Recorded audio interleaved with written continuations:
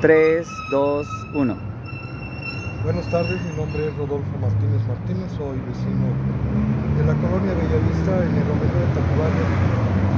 Es el límite entre la alcaldía de Hidalgo y Álvaro Obregón, estamos del lado de Álvaro Obregón. Pues yo he estudiado durante algunos años periodismo y ciencias de la comunicación, soy comunicólogo y tengo algunos años también dedicado al asunto de los pueblos indígenas y afromexicanos. Actualmente tengo algún trabajo sobre recuperación de saberes comunitarios, ancestrales, y cómo estos se conectan de manera impresionante con el presente. Y pues no tengo más que decirte por hoy.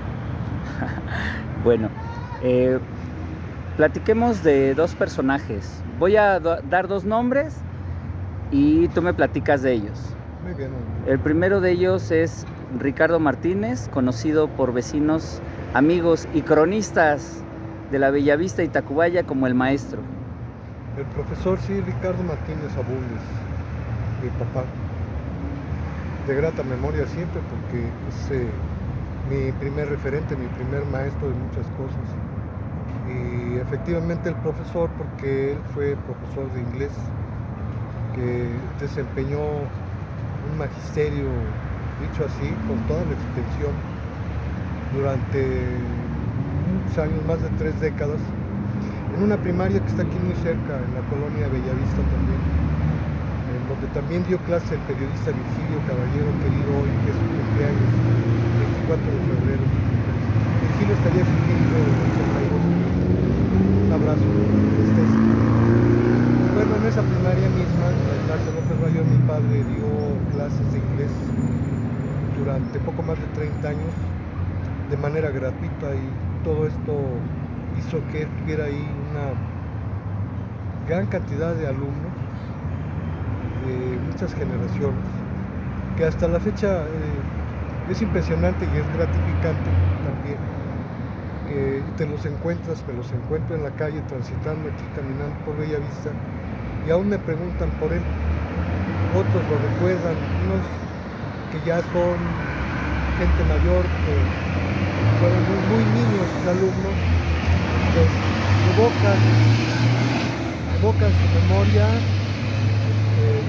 no con poca emoción, con mucha emoción y con harto orgullo y respeto para su recuerdo. Pues fue un hombre muy bueno en el sentido de su amabilidad, era un hombre amable en toda la extensión, culto en su medida, en sus posibilidades, hablaba dos idiomas, el español y el inglés, y transitaba entre las dos culturas, entre las culturas anglófonas y México.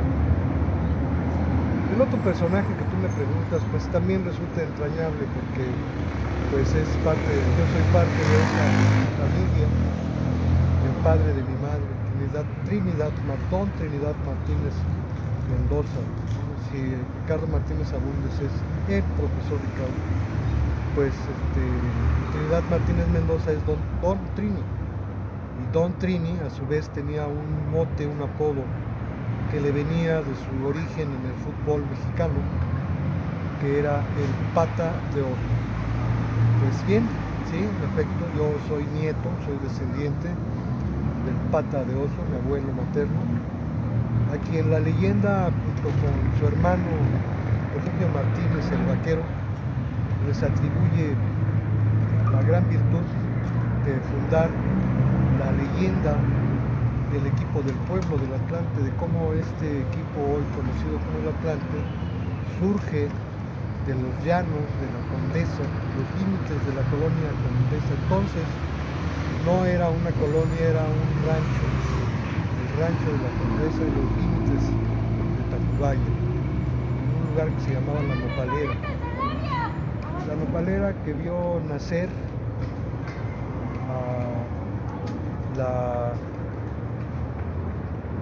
a la historia del Atlante. Ahí quisiera dejarlo.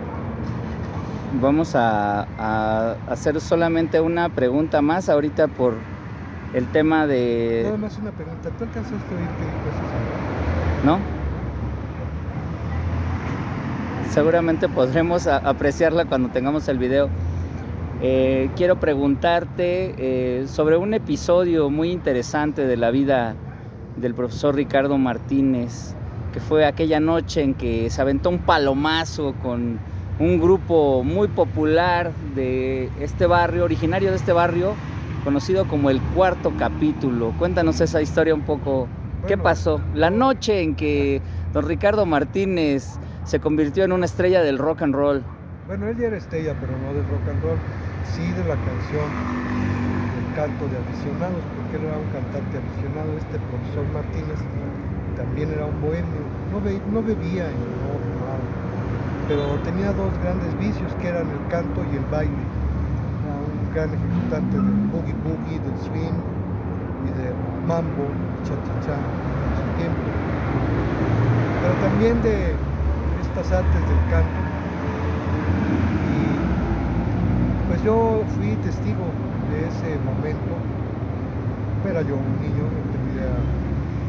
era el año 1971, tendría yo 11, 12 años, 70 más o menos. Y en mi casa, ahí en el señor 33, tendrían unos meses de que se había fundado, había llegado, porque el grupo ya había llegado ahí hecho. Cambiaban unos, llegaban otros, pero el grupo ya había llegado ahí con el nombre del Cuarto Capítulo. Hace unos días me encontré a quien entonces era su baterista, Jorge, y le pregunté de dónde había salido ese nombre, y él me dijo que se debía a que ellos habían, el día que se reunieron para tomar la decisión de cómo se iba a llamar el grupo, era la cuarta ocasión que se reunieron. Entonces era el cuarto capítulo del libro y decidieron que era entonces ese el nombre del grupo, de ese naciente grupo, el Cuarto Capítulo. Así es como surge el nombre. Y pues era un grupo de rock que tocaba covers, son lo que llamamos covers, copias del rock en inglés.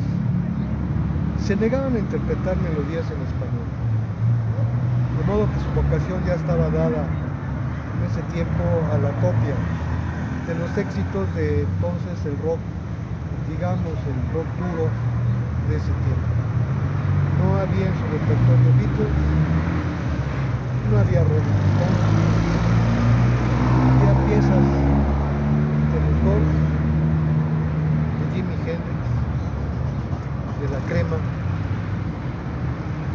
y de algunos otros grupos que en ese tiempo eran locura de la chamacada de ese tiempo. Estamos hablando de el 1970 en que llegaron a mi casa, a la azotea de mi casa, donde el Pata de Oso les permitió que ensayaran en razón de un argumento que presentó el profesor Martínez, papá de mi hermano Ricardo Martínez, yerno del Pata de Oso, y al asunto mi papá, de que era mejor tener a mi hermano Ricardo guardado allí en la azotea, haciendo lo que fuera, menos buscándose problemas afuera, porque no olvidemos que en 1968 apenas estaba a la vuelta de la esquina, no habían pasado todavía más que 2 años, y mis 2 hermanos habían tenido una activa participación como jovencitos en las revueltas, en contra de los soldados y las policías.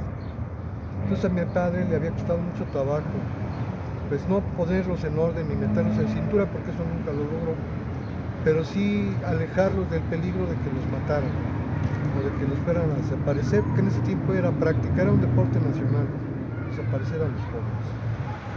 Entonces, bueno, ese fue el argumento para que el Pata de Oso diera el permiso, toda vez que vivíamos en su casa, de que el Cuarto Capítulo ensayara en la azotea, y ahí empezó la historia. Pasados los meses, ya un año después, con un público seguidor del Cuarto Capítulo que nos acompañaba a muchísimos lados.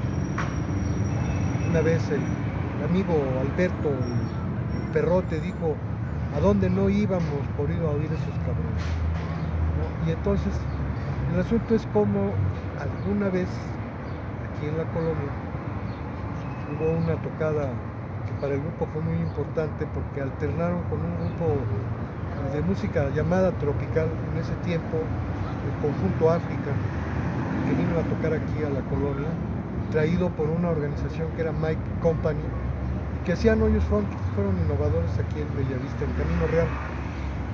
Y entonces el grupo África era la sensación y pues fue el bocado, el menú lo más rico que había, pero le tocó de suerte al cuarto capítulo cerrar el concierto, ya con un público que estaba a todo lo que daba de emoción.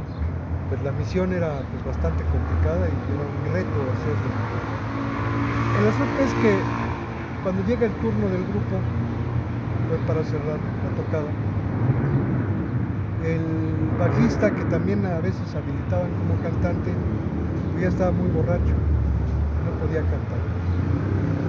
Luego el otro cantante que estaba haciendo dúo no llegó, de modo que nada más había un cantante, que era mi hermano Ricardo Hayes, que usaba un cinturón con armónica social. Era un émulo de John Mayer. Y entonces, bueno, el grupo, el cuarto capítulo, le pidió a mi papá pues, echar un palomazo, que tomara en sus manos el micrófono y alternara con mi hermano, hiciera esa presentación que yo les platicaré en otra ocasión.